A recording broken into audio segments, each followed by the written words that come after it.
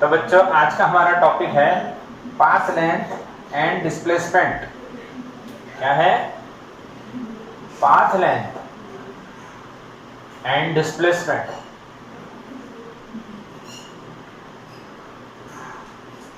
हम अलग तरह से इसको पढ़ेंगे, जैसे टेक्स्ट बुक में दिया है उस तरह से नहीं, पर एक कंसेप्ट वाइज इसको पढ़ेंगे। ओके, तो पाथ लेंथ और डिस्प्लेसमेंट है क्या, चलो बच्चों समझते हैं। तो सबसे पहले पाथ लेंथ क्या है? The total distance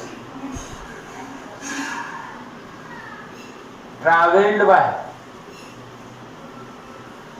a body or object or a vehicle or a particle in given time interval। बच्चों आपने सुबह 7 बजे या 9 बजे या 10 बजे कोई भी टाइम पे चलना स्टार्ट किया और जिस रास्ते पे आप चले हो वो सारी जो लेंथ होती है उस लेंथ को क्या बोलते हैं बच्चों? Path length. एक और एग्जांपल देता हूं बच्चों, एक और एग्जांपल देता हूं। हम जब बाइक लेके चलते हैं या गाड़ी लेके चलते हैं तब उसमें स्पीडोमीटर होता है। वो स्पीडोमीटर कितना डिस्टेंस चलते हो ये बताता है। वो जो डिस्टेंस बताता है वो क्या होता है? Path length. वो फॉरवर्ड में जाओ चाहे बैकवर्ड में आओ, आप मान लो पहले सीधे रास्ते पे 5 किलोमीटर गए और वापिस उसी रास्ते पे 5 किलोमीटर आ गए, वहीं आ गए, तो टोटल स्पीडोमीटर में जो मीटर है, जो डिस्टेंस बताता है वो कितना बताएगा? 5 गए 5 आए, तो 5 + 5 10। ओके, उसको हम क्या बोलते हैं? Path length. Clear? Okay, simple. अच्छा, इसकी बात करते हैं भाई, ऐसा यूनिट क्या होगा? चलो सोचो, क्या सोचना भाई? पढ़े हो 9th स्टैंडर्ड में, 9th स्टैंडर्ड में पढ़े हो मीटर। ओके, और सीजीएस यूनिट क्या होता है? सीजीएस यूनिट होता है सेंटीमीटर, ये भी आपको पता है। अब देखो फिजिक्स में जब कोई नई क्वांटिटी आप देखते हो बच्चों, नई quantity, if there is a new quantity then you have to know the units in SI and CGS both system. After that you have to understand that physical quantity is scalar or vector। तो here path length is a scalar quantity। Path length is a scalar quantity। That means what? That means what? If you want to represent path length, if you want to represent path length, then we require only magnitude। Only magnitude is required to represent the path length. That's why it is known as scalar quantity। Okay, clear? Scalar quantity किसे बोलते हैं? जिसमें सिर्फ path length, जिसमें सिर्फ magnitude चाहिए, जिसमें सिर्फ क्या चाहिए? magnitude चाहिए। Okay, अगर सिर्फ magnitude है और उसको हम समझ लेंगे कि हाँ चलो समझ में आ गई क्वांटिटी, तो उसको बोलेंगे scalar. Okay, now path length is always positive, वो कभी नेगेटिव नहीं होती। बिकॉज अगर आप जाते हो सीधा, डायरेक्शन भी चेंज करते हो, वापिस आते हो, तो उसको कोई फर्क नहीं पड़ता। बिकॉज ये है total distance travelled. Total distance travelled, distance कितना आपने ट्रैवल किया, आगे गए पीछे गए, कोई मीनिंग नहीं, आपने जितना ट्रैवल किया वो है, यानी वो हमेशा पॉजिटिव रहती है। क्लियर है? This is the information regarding to the path length. Now what is displacement? Okay, very important topic, displacement. The displacement is the change in position of a body, particle और vehicle, कुछ भी हो सकता है, in given time interval is called path length। बच्चों आप is called displacement। बच्चों आप एक बात ये नोट करोगे कि मैंने दोनों डेफिनेशन में given time interval रखा है। given टाइम इंटरवल रखा है। What is the reason behind the given time interval? What is the reason behind the given time interval? बच्चों हम लोग तो जन्म से चल रहे हैं, अच्छा सॉरी, जन्म के कुछ साल बाद यानी 1-1.5 साल बाद से चल रहे हैं। अब तब से चलते चलते आज तक तो कितना लंबा डिस्टेंस चल चुके हैं, तो टोटल डिस्टेंस आप देखोगे ट्रैवल्ड बाय बॉडी तो वो तो बहुत ज्यादा आ जाएगा, जिसकी कोई गिनती नहीं कर सकते। तो इसीलिए क्या स्पेसिफाई करना है, आपको गिवन टाइम में देखना है। अच्छा ठीक है, मैं तो पढ़ाता रहता हूँ सुबह 8 से लेके चलता है मेरा 1-2 बजे तक, फिर शाम को फिर से चलता है पढ़ाना। तो भाई सर ने कितना पढ़ाया वो तो बहुत टाइम हो जाएगा, पर आपको कितना पढ़ाया 1 hour in a specific time interval. Okay, that's why time interval is very important. Okay, now इसके बारे में हम एक इक्वेशन डेवलप करते हैं। तो सपोज करो, देखो समझना है कि टाइम मैं यहाँ लिख रहा हूँ और यहाँ पे पोजीशन लिख रहा हूँ। टाइम t1 है, पोजीशन x1 है, टाइम t2 है, पोजीशन x2 है। फटाफट समझने वाली बात है, सिंपल। t1 टाइम पे x1 पे straight line motion, motion in 1D, motion in 1D, 1D के बाद 2D, 2D के बाद 3D, सबको पता है। मोशन इन 1D यानी x एक्सिस लिखा है। अब डिस्प्लेसमेंट किसे कहते हैं? Final position minus initial position. तो यहाँ पे लिखा जाएगा delta x is equal to x2 minus x1 is displacement in time interval t2 minus t1। Time interval क्या होगा? Final minus initial, t2 minus t1। Okay, समझ में आया? क्लियर? हाँ के ना? इसको डिस्प्लेसमेंट को आप क्या बोलोगे? एक और बात समझना, ये इंपॉर्टेंट लॉजिक है। जो डिस्प्लेसमेंट है बच्चों, उसको आप ये इक्वेशन तो बता ही रहे हो, फाइनल माइनस इनिशियल, बट उसको एक और बात बोल दीजिए, शॉर्टेस्ट डिस्टेंस। डिस्टेंस तो है पर कैसा है? शॉर्टेस्ट। शॉर्टेस्ट का मतलब क्या है भाई? छोटे से छोटा, ठीक है, छोटे से छोटा, शॉर्टेस्ट। बट अगर शॉर्टेस्ट डिस्टेंस की बात करते हो between 2 points, starting and ending point, तो उसको हम बोलते हैं स्ट्रेट लाइन, सीधी लीटी। सीधी लीटी में रह जो, स्ट्रेट लाइन। समझ में आया? डिस्प्लेसमेंट का मतलब shortest distance, final minus initial. इसका मतलब क्या है? We have to draw straight line between starting and ending.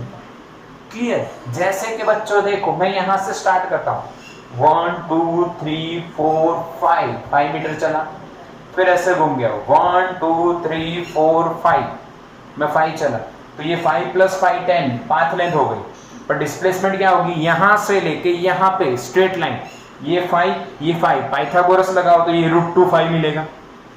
एक और बात बताता हूं, आओ चलो सीखते हैं। मैं यहां से चल रहा हूं बच्चों, 1 2 3, ओके, 3 मीटर, 1 2 3 4 मीटर, 3 + 4 कितना हुआ? Path length 7 metre. But displacement यानी वहां से स्टार्ट किया मैंने, यहां पे आया हूं, तो स्ट्रेट लाइन ड्रॉ करो, ये 3 ये 4, तो ये स्ट्रेट लाइन 5 हुआ। समझ में आया? समझ में आया बच्चों? यानी डिस्प्लेसमेंट क्या है? Shortest distance between starting and ending point. And उसको आप क्या बोलोगे? ग्राफिकली अगर आप ड्रॉ करना चाहो तो you have to draw straight line. क्या ड्रॉ करना है? Straight line. समझ में आया? ओके, ये information regarding to the displacement. Okay, चलो अब ऐसा यूनिट बात करो।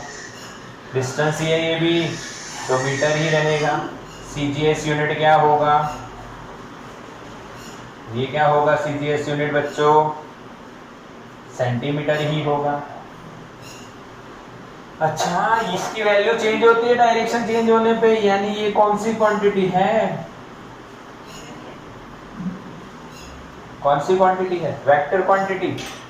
हाँ, वेक्टर क्वांटिटी। देखो एक एग्जांपल लेते हैं, देखो इन दोनों का डिफरेंस, वेक्टर और स्केलर के बारे में। 1 2 3 4 5 आ गया, मैं यहाँ पे घूम गया, वापस गया, 1 2 3 4 5। अरे बताओ पाथ लेंथ कितनी हुई? 5 उधर गया, 5 इधर आया, टोटल लगाओ, आता है? यस आता है 10। तो डिस्प्लेसमेंट कितनी हुई? फाइनल पोजीशन जहां था, इनिशियल पोजीशन जहां था, भाई जहां था वहां ही हूं, तो आंसर क्या आएगा? 0। यानी अगर डायरेक्शन चेंज होती है तो ये क्वांटिटी की वैल्यू चेंज होती है। यानी if you want to represent displacement of any particle और a body, then we require both things, magnitude and direction। Okay, magnitude and direction समझ में आया? अच्छा, इसका मतलब क्या? इसका मतलब है डिस्प्लेसमेंट कैन बी कुछ भी, can be positive, can be negative, और क्या, एक और हो सकती है, पॉजिटिव भी हो सकती है, नेगेटिव भी हो सकती है, एक और 0 भी हो सकती है। Yes, displacement can be positive, negative or 0, but path length is always positive। Special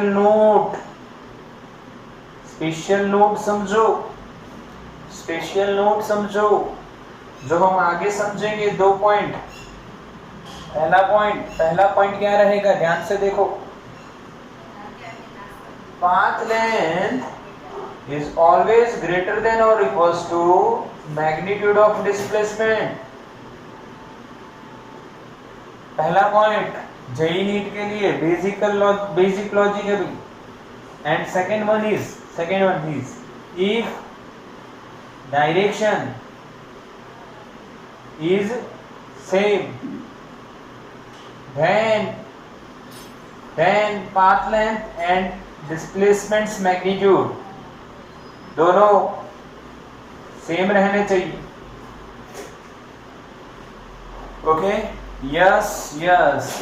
तो ये खत्म हो गया। अच्छा, ये नोट्स कहाँ से आई बच्चों? नेक्स्ट एग्जांपल में बताऊंगा कौन कौन सी बातें समझ में आएंगी। एक ये समझ में आएगा, अभी एक example, path length is always positive. दूसरा ये समझ में आएगा, displacement can be positive, negative और 0। और तीसरी ये जो 2 नोट्स लिखी हैं ये समझ में आएंगी। क्लियर है? टोटल 4 चीजें समझेंगे। पाथ लेंथ पॉजिटिव कैसे, डिस्प्लेसमेंट पॉजिटिव नेगेटिव 0 कैसे, पाथ लेंथ डिस्प्लेसमेंट से हमेशा बड़ी कैसे, और जब डायरेक्शन सेम है तो दोनों सेम कैसे। समझ में आया? टेक द स्क्रीनशॉट बच्चों, टेक द स्क्रीनशॉट। चलो बच्चा, अब एक एग्जांपल देखते हैं। जब वो 4 पॉइंट समझाएगा। तीसरा पॉइंट क्या? Path length always positive. और चौथा पॉइंट क्या? Displacement can be positive, negative और 0। ये 4 पॉइंट समझ में आए बच्चों, ये 4 पॉइंट समझ में आए, इस तरह से हम देखेंगे। ओके, एक एग्जांपल जो ये सारे पॉइंट हमें क्लियर कर दे। तो बच्चों एग्जांपल एकदम सिंपल है, कोई लॉजिक ज्यादा इसमें नहीं लगाना है। x किलोमीटर में है बच्चों। चलो समझते हैं। ये 0 है, ओरिजिन है, x एक्सिस है बच्चों। इधर 10, इधर 20, इधर 30, इधर 40, इधर -10, -20, -30 किलोमीटर में। ओके, यहाँ पे आपका घर है, 0 पे रखते हैं चलो घर को, होम। ठीक है, आप यहाँ से गए स्कूल, 20 पे स्कूल है। जोक लगता है क्योंकि स्कूल अभी चालू नहीं हुई है, और गए, मान लो, सोच लो, हाँ, होम स्वीट होम से आप स्कूल पे गए, स्कूल से फिर आप गए प्ले एरिया और ग्राउंड, प्ले ग्राउंड गए भाई 40 पे। यानी यहाँ से आपने स्टार्ट किया, इसको ए पॉइंट कहते हैं। फिर कुछ समय के बाद मान लो कि भाई आधे घंटे में आप बी पॉइंट पे पहुंचे, फिर भाई आप फिर आधे घंटे या 1 घंटे में कहाँ पहुंचे? सी पॉइंट पे पहुंचे बच्चों। ठीक है, खेलना शुरू किया आपने। आप यहाँ से घूम के खेल के थक हार के डी पॉइंट पे आए, घर पे वापस कुछ समय लगा 2 घंटे। ठीक है बच्चों, और फिर आप घूमने गए कहाँ पे? मार्केट। अच्छा, मार्केट भी कोई घूमने जाता है? मान लो यार, खरीदी करने गए ई पॉइंट पे। समझ में आया एग्जांपल? समझ में आया बच्चों? यहाँ पे मैं आपको पाथ दूंगा, इधर हम पाथ लेंथ लिखेंगे, यहाँ पे हम डिस्प्लेसमेंट लिखेंगे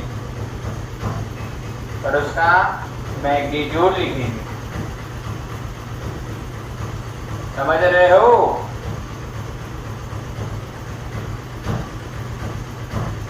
क्लियर? पहला पाथ हम लेते हैं A B. A B path का पाथ लेंथ क्या बच्चों? बोलो बोलो बोलो। ए बी का 20 किलोमीटर, यूनिट के साथ बोलो 20 किलोमीटर। फिर 0 से स्कूल यानी होम से स्कूल गए, ए से बी गए 20 किलोमीटर। डिस्प्लेसमेंट कितना? फाइनल माइनस इनिशियल करना है, डिस्प्लेसमेंट ढूंढना है तो फाइनल माइनस इनिशियल 20 माइनस 0 20। ओ आया ए से सी, ए से सी, ए सी, ओ ए सी। ए सी 20 नहीं है, ए सी 40 है, 40 है बच्चों। 40 किलोमीटर, 40 40 40 40। समझ में आया? ये भी 40, ये भी 40 बच्चों। क्यों? फाइनल माइनस इनिशियल, सी माइनस ए, फाइनल माइनस इनिशियल, 40 माइनस 0 40।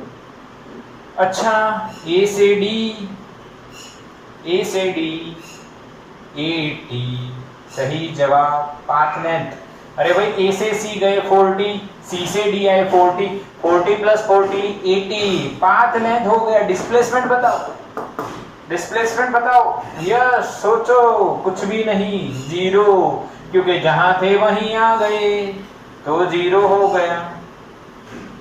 अच्छा, ए से ई, ए से ई डिस्टेंस, डिस्टेंस ए से सी 40, सी से डी 40, 40 प्लस 40 80, और डी से ई माइनस 20 मत सोचो कितना चले, 20 किलोमीटर, तो 80 प्लस 20 100 किलोमीटर। यहाँ पे बच्चों आपको ध्यान देना है, मैंने ये एग्जांपल क्यों लिया है, क्वेश्चन माइनस आ रहा है, तो आप पाथ लेंथ में अगर ऐसा सोचो भाई ये 80 और ये माइनस 20, तो माइनस 80 माइनस 20 60 हो जाएगा, पर 60 नहीं करेगा भाई, 100 होगा, क्योंकि डिस्टेंस तो आप 20 किलोमीटर चले ना। ए ई फाइनल माइनस इनिशियल, ए ई फाइनल है माइनस 20, इनिशियल है 0, final minus 0, minus final minus initial minus 20। समझ में आया? क्लियर? तो बच्चों ये अपना एक एग्जांपल ऐसा रहता है। एक और पूछ लेता हूं, ऐसा नहीं कि सीधा सीधा हो गया। सी से यहां पे एक पॉइंट रखते हैं, यहां पे ध्यान से देखना, सी से यहां पे मैं एक पॉइंट रखता हूं एफ बी के ऊपर, तो सी से एफ बताओ पाथ लेंथ। सी से एफ, सी से एफ अगेन, सी से F playground to school, you are observing a person from playground to school, from playground to school, yes, this is 10, this is 10, path length is 20। दिमाग चकरा गया? हाँ, मैंने home से school नहीं बोला, ए बी सी एफ ऐसा नहीं बोला, सुनो, मैंने बोला सी से एफ, मैंने बोला सी से playground to school, when the person travels from playground to school then it will cover the distance, total distance, ये 10 और ये 10 20 kilometre. what is displacement final minus initial, 20 minus 40 minus 20 20 minus 40 final is F, initial is C. okay clear बच्चों? तो अब इसको table को observe कीजिए और ये जो 4 इंपॉर्टेंट नोट्स हमने बनाई है उसको कंपेयर कीजिए. First one is path length is greater than और equals to the magnitude of the displacement. Path length देखो, मैग्नीट्यूड ऑफ डिस्प्लेसमेंट देखो. अच्छा मैग्नीट्यूड अच्छा यहाँ पे मैं डिस्प्लेसमेंट कर देता हूँ. मैग्नीट्यूड, सॉरी भाई मैग्नीट्यूड नहीं लिखना है, डिस्प्लेसमेंट लिखना है. तो डिस्प्लेसमेंट मैग्नीट्यूड करोगे तो ये तो प्लस हो जाता है. ठीक है, क्लियर? किसी का माइक ऑन है? बंद करो बच्चों, डबल वॉइस तभी आती है.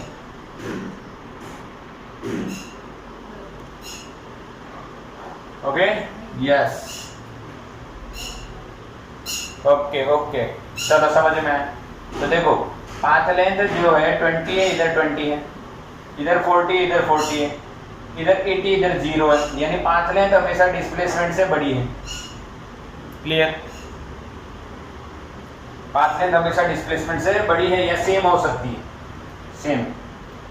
Okay, if the direction is same then the path length and displacement are equal. देखो ए से बी और ए से सी डायरेक्शन सेम है, ए से बी ए से सी तो दोनों सेम है. जैसे ही डायरेक्शन बदली, देखो ए से डी तो A B C D direction बदली, दोनों डिफरेंट हो गए.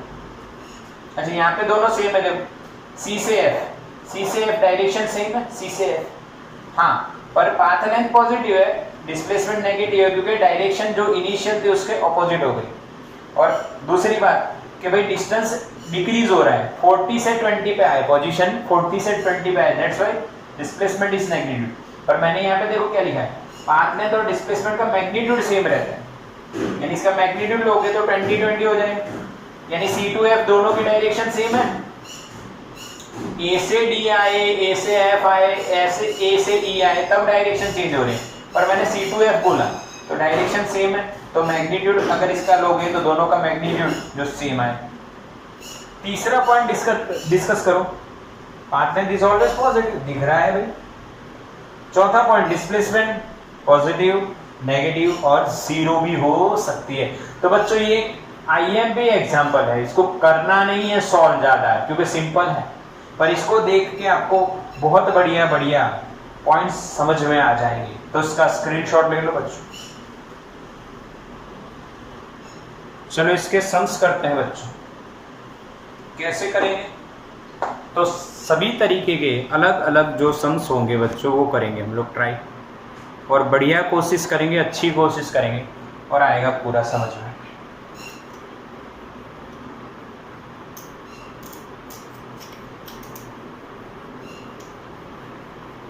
ये सम आपको बहुत अच्छी नॉलेज देता है, इसको बार बार देखिए, समझने का ट्राई कीजिए, अलग अलग क्वेश्चन बनाइए, आप खुद से कई क्वेश्चन बनाइए और मुझे अच्छा से अच्छा क्वेश्चन हो वो सेंड कीजिए. कोई बढ़िया ऐसा क्वेश्चन बनाओ कि जिसमें तकलीफ हो, यानी बढ़िया लॉजिक हो, और मुझे फिर आप सेंड करो कि सर देखो मैंने ऐसा क्वेश्चन बनाया है. ऐसा सभी सब्जेक्ट में करना चाहिए आपको. ऐसे कुछ MCQ ढूंढिए जो बहुत डिफिकल्टी लेवल उसका हाई हो. ठीक, चलो आगे बात करते हैं बच्चों, एग्जाम्पल समझते हैं. कुछ सिंपल एग्जाम्पल हैं, कुछ डिफिकल्ट. जियोमेट्रिकल शेप्स जो होते हैं उनकी बात करते हैं, हम स्क्वायर की बात करते हैं. ओके, ये सम देखेंगे तो स्क्वायर की अगर हम बात करते हैं तो एक स्क्वायर हमने ले लिया, ये A है, ये B है, ये C है और ये D. हम लोग ऐसे चल रहे हैं बच्चों, ऐसे चल रहे हैं, A से B, B से C, C से D. समझ में आ रहा है? Okay, clear? Okay, A B C D. तब हम इसमें पाथ ले लेते हैं बच्चों, फिर पाथ लेंथ लेते हैं और फिर डिस्प्लेसमेंट निकालते हैं. एकदम सिंपल है बच्चों. सिमिलरली हम लोग फिर रेक्टेंगल की बात करेंगे. अभी हम इसकी बात करते हैं। आइए, पहला पाथ मैं देता हूँ ए से बी, दूसरा ए से सी, तीसरा ए से डी और चौथा ए से ए ए। वापिस आ जाओ, मैं पूछूं आपको आंसर देना है, पर स्क्वायर की साइड मैंने नहीं दी, नहीं तो आपका अपने सब लोग आंसर मैसेज कर देते। अच्छा, स्क्वायर की साइड में दे रहा हूं बच्चों ए। तो पहले मैं बताऊं यहाँ पे क्या आएगा, ए से बी कोई एक छोटी सी चीटी है, वो चीटी यहाँ से चलती चलती यहाँ पे आ गई। हाँ, यह मकोड़ा है, वो यहाँ से यहाँ चल के आ गया। ए से बी कितना चला भाई डिस्टेंस, ए डिस्टेंस चला। कितना डिस्टेंस चला बच्चों, ए डिस्टेंस चला। ओके, समझ में आया, ए डिस्टेंस चला बच्चों। अब पाथ लेंथ कितनी, तो final minus initial, straight line draw करो। स्ट्रेट लाइन तो ए से बी ड्रॉ होगी, उसका मैग्नीट्यूड क्या होगा बच्चों, ए होगा। चलो क्लियर। ए से सी बच्चों पाथ लेंथ ए प्लस ए, 2a। डिस्प्लेसमेंट के लिए स्ट्रेट लाइन ड्रॉ करो, ये 90 हो गया तो पाइथागोरस लगाओ, ये भी ए होगा साइड। ओके, तो ये क्या हो जाएगा, √2a। पाइथागोरस का एक स्पेशल केस याद रखिए, when two sides are equal and one angle is 90 degree. Suppose ये तो hypotenuse becomes √2a. You all know the Pythagoras theorem. AC square is equals to AB square plus ABC square. Root निकालो, we get the hypotenuse. We will get the hypotenuse. But the simple logic is, if both the sides of 90 degree angle are equal, then you directly put √2 into the length or the value of the side. This is the simple shortcut of Pythagoras. Clear? Okay? तो यहाँ पे हम लोग क्या लिखेंगे, √2a when the body is or any particle or object traveling from A to B to C, then the displacement is straight line √2a and path length is a plus a. Simple. Okay, now suppose the particle is going from A, B, C to D. D is our final position, A to D. Then what is the path length? Yes, A plus this one is also A, because this is the square. That's why we have to put 3A. Okay, in path length. Now what is the displacement? What is the magnitude of the displacement? For that we have to draw the straight line between A and D, and the displacement when the particle is going from A, B, C, D, displacement becomes simple A, the distance, shortest distance between A and D. Okay, now for A to A, what is the value of this path length for A to A? Simple, 4a, 4a, and the displacement becomes 0. बच्चों, समझ में आया, clear ना? Okay, rectangle की बात कर लेते हैं बच्चों। A, B, C, D, length of AB 2a, and जो छोटी वाली है उसको बोल दो A। ये खुद से करना है बच्चों, होमवर्क। सेम पाथ लेने, A B A C A D A A. Screenshot लो, होमवर्क करना है सब, जल्दी करो, स्क्रीनशॉट ले लो बच्चों फटाफट। होमवर्क करना है आपको, ये बताना है खुद से, अभी नहीं करना है, पहले लेक्चर कंटिन्यू करो। ओके डन, चलो ठीक। ये एक जियोमेट्रिकल शेप से दूसरा हमने देखा, तीसरा क्या हो सकता है, सोचो बच्चों, क्या हो सकता है? ट्रायंगल ले लें, ट्रायंगल लेते हैं बच्चों। ट्रायंगल में किस तरह से होगा, सोचने वाली बात। ट्रायंगल लेते हैं बच्चों, बच्चों ट्राइंगल की बात करें, ये ए है, ये बी है और ये सी है।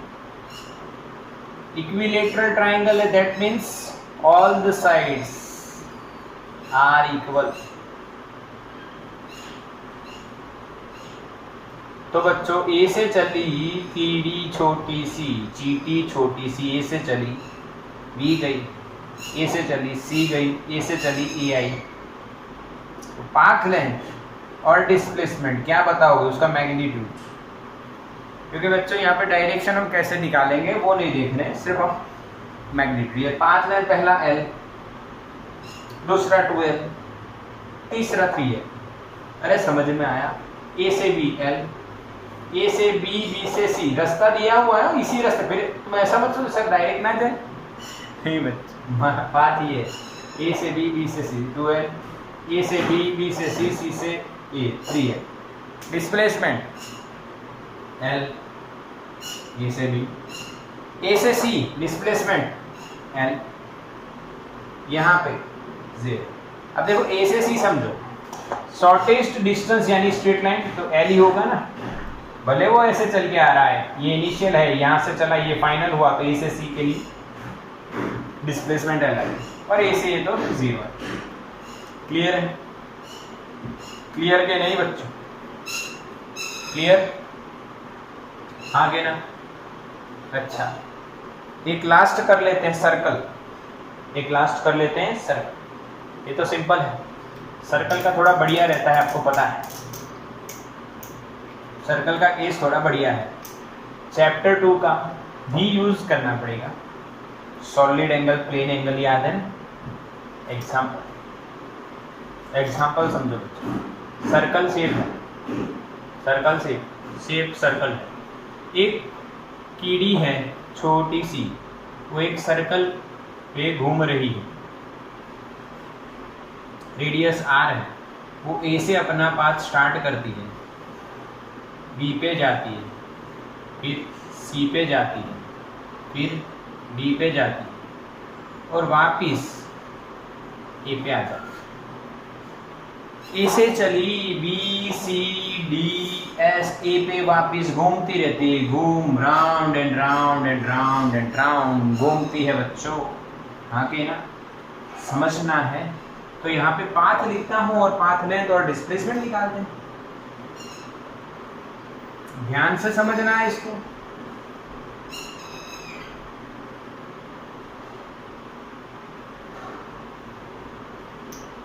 ए से बी, ए से सी, ए से डी, ए से ए, ये हम कैसे निकालेंगे समझेंगे बच्चों। क्लियर करो। अच्छा, यहाँ पे पाथ है, यहाँ पे पाथ है, यहाँ पे क्या है, पाथ है। हाँ के ना। चलो सर्कुलर शेप की बात करते हैं बच्चों। तो सर्कुलर शेप में मैंने आपको क्वेश्चन बता दिया ये पूरा। पाथ लेंथ क्या होती है ये समझ लो। सर्कुलर शेप में पाथ लेंथ हो जाएगी आपकी आर्क। पाथ लेंथ क्या होगी बच्चों, आर्क। कैसे समझना है, how to understand this, because we all know what is the distance traveled by the body, total distance is called path length. But on the circular path, path length becomes arc. जैसे कि ये यहाँ से यहाँ चला तो ये जो शेप बना उसको आर्क बोलते हैं। क्या बोलते हैं बच्चों, आर्क। और आर्क हमें पता है क्या होता है, एंगल इनटू रेडियस। याद आया प्लेन एंगल वाली थियरी, चैप्टर 2। हाँ के ना, प्लेन एंगल समझ में आया। पाथ लेंथ क्या होगी बच्चों, पाथ लेंथ क्या होगी, एंगल इंटू रेडियस।